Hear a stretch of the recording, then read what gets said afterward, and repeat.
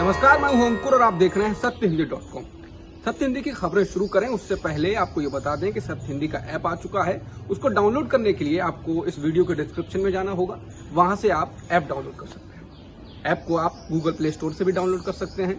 अब एक नजर डाल लेते हैं अब तक की सुर्खियों पर। महाराष्ट्र बीजेपी और शिवसेना के बीच चल रही जुबानी जंग के बीच मुख्यमंत्री उद्धव ठाकरे ने जबरदस्त हमला किया है और कड़ी चेतावनी दी है। शिवसेना सुप्रीमो ने महाराष्ट्र बीजेपी पर पलटवार करते हुए कहा है कि धमकाने वाली भाषा कतई बर्दाश्त नहीं की जाएगी और मुंहतोड़ जवाब दिया जाएगा।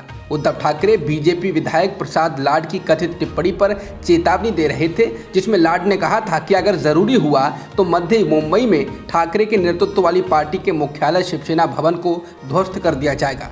इसके जवाब में ठाकरे ने कहा कि किसी को भी हमें थप्पड़ मारने की भाषा नहीं बोलनी चाहिए, क्योंकि हम इतना जोर का थप्पड़ पलट कर मारेंगे कि दूसरा व्यक्ति अपने पैरों पर खड़ा नहीं हो पाएगा। वहीं बाद में लाड ने टिप्पणी वापस लेते हुए खेद व्यक्त किया और कहा कि मीडिया ने उनकी बात को संदर्भ से काट कर पेश किया था। असम मिजोरम के बीच करीब हफ्ते भर से चल रही तनातनी के पहली बार कम होने के संकेत हैं। मिजोरम के मुख्यमंत्री जोरमथंगा के बाद अब असम के मुख्यमंत्री हेमंत बिस्वा शर्मा ने भी शांति बहाली की पहल की है। हेमंत ने मिजोरम के राज्यसभा सांसद के वनलालवेना के खिलाफ दर्ज एफआईआर को वापस लेने की बात कही है। इससे एक दिन पहले ही मिजोरम सरकार ने कहा है कि वह असम के मुख्यमंत्री हेमंत के खिलाफ दर्ज एफआईआर को वापस लेगा। असम के मुख्यमंत्री हेमंत बिस्वा शर्मा ने मिजोरम के साथ चल रहे विवाद को लेकर कहा है कि हमारा मुख्य फोकस नॉर्थ ईस्ट की भावना को जिंदा रखने पर है। असम मिजोरम सीमा पर जो हुआ वह दोनों राज्यों के लोगों के लिए अस्वीकार्य है। उन्होंने कहा कि सीमा विवाद को बातचीत से ही सुलझाया जा सकता है। ऐसी ही बातचीत की पैरवी मिजोरम के मुख्यमंत्री जोरमथंगा ने भी की है कि वह और असम के मुख्यमंत्री हेमंत बिस्वा शर्मा मुद्दे को सौहार्दपूर्ण तरीके से सुलझाने को सहमत हैं।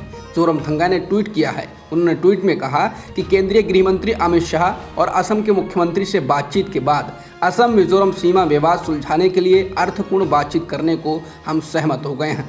उन्होंने ये भी कहा कि दोनों राज्यों के बीच तनाव कम करने के लिए नए सिरे से बातचीत शुरू हो गई है। आरजेडी नेता तेजस्वी यादव ने आने वाले लोकसभा चुनाव में बीजेपी को हराने को लेकर कहा है कि विपक्षी पार्टियों को अपने अपने अहंकार और मतभेदों को हटाकर एक साथ आना होगा। इसके साथ ही उन्होंने कहा कि लोगों को एक विकल्प चाहिए।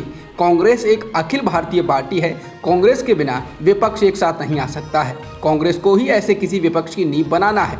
तेजस्वी ने कहा कि अब काफ़ी देर हो चुकी है और हमें इस बात की रणनीति बनानी शुरू कर देनी चाहिए कि हम लोगों तक कैसे पहुँचेंगे। मुद्दों की कोई कमी नहीं है, लोगों को परेशानी हो रही है और वे चाहते हैं कि ये सरकार गिरे। लोग स्वीकार कर रहे हैं कि उन्होंने गलत पार्टी को वोट दिया, इसलिए ये हमारी जिम्मेदारी है कि हम देश के लिए एक विकल्प पेश करें। राष्ट्रीय स्वयंसेवक संघ अब राजनीतिक विरोधियों से गले मिलने की तैयारी कर रहा है ताकि उन तक अपनी बात पहुंचाई जा सके। इस सिलसिले में एक बड़ा फैसला किया गया है कि अब आरएसएस हाईकमान देश के तमाम राज्यों के गैर बीजेपी मुख्यमंत्रियों से मुलाकात शुरू करेगा। दूसरे चरण में विभिन्न राजनीतिक दलों के मुखियाओं से मिलने का सिलसिला रखा जाएगा। वरिष्ठ पत्रकार विजय त्रिवेदी के मुताबिक ये मुलाकात सरसंघ चालक डॉक्टर मोहन भागवत ही करेंगे, लेकिन फिलहाल इसे आरएसएस हाईकमान कहा गया है। इस योजना को अंतिम रूप दिया जा रहा है और संभावना है कि संघ के गुरु दक्षिणा कार्यक्रम के खत्म होने यानी रक्षाबंधन के बाद इसकी शुरुआत हो सकती है। पूर्व मणिपुर कांग्रेस अध्यक्ष गोविंद दास कोथुनजाम ने पार्टी से इस्तीफा दे दिया है और बीजेपी में शामिल हो गए हैं। उन्होंने रविवार को दिल्ली में राज्य के मुख्यमंत्री एन बीरेन सिंह और राष्ट्रीय प्रवक्ता संबित पात्रा की मौजूदगी में पार्टी की सदस्यता ली। मणिपुर कांग्रेस में यह घटना ऐसे समय हुई है जब मणिपुर विधानसभा चुनाव 2022 में कुछ महीने ही बाकी हैं। पिछले विधानसभा चुनाव में मणिपुर कांग्रेस सबसे बड़ी पार्टी बनकर उभरी थी, पर बीजेपी ने जोड़ तोड़कर सरकार बना ली थी। भारत की महिला हॉकी टीम ने टोक्यो ओलंपिक में इतिहास रच दिया है। भारतीय महिला हॉकी टीम ने ऑस्ट्रेलिया को 1-0 से हराकर सेमीफाइनल में प्रवेश कर लिया है। बता दें, ये पहली बार है जब भारत की महिला हॉकी टीम ओलंपिक के सेमीफाइनल में पहुंची है।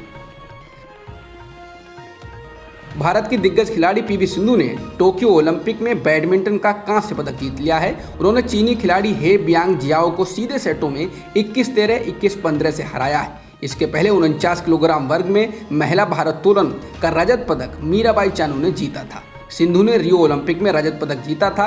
वह भारत की इकलौती ऐसी महिला खिलाड़ी बन गई हैं जिनके नाम ओलंपिक खेलों में 2 व्यक्तिगत मेडल जीतने का रिकॉर्ड दर्ज है।